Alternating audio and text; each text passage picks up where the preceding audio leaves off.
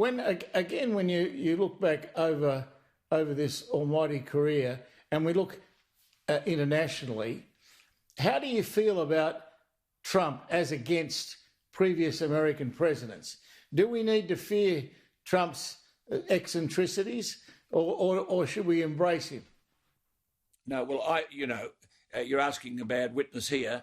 I think Trump has highlighted many of the problems of world politics. I mean, the metaphor of the Trump issue when he said drain the swamp was that Donald Trump had a private conversation, telephone conversation with the Australian Prime Minister Turnbull. A private conversation. Donald Trump picks up the paper the next day and the details are in the Washington Post. And he says something wrong with the system here. If I can't speak to an international leader without knowing that somewhere up here there's something in the ceiling that's representing all of that straight out to a media source, then there is something seriously wrong.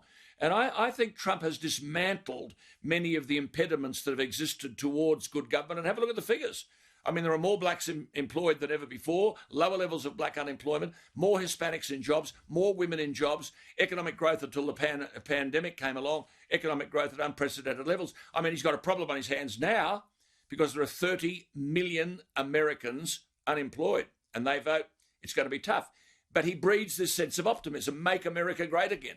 And people actually quite like that. And I think Morrison's doing a bit of that. He said, listen, we've got to cross this bridge. He said, we've flattened this curve, but I want to flatten the unemployment curve. I want to flatten the business debt curve. So that's the stuff that people want to hear.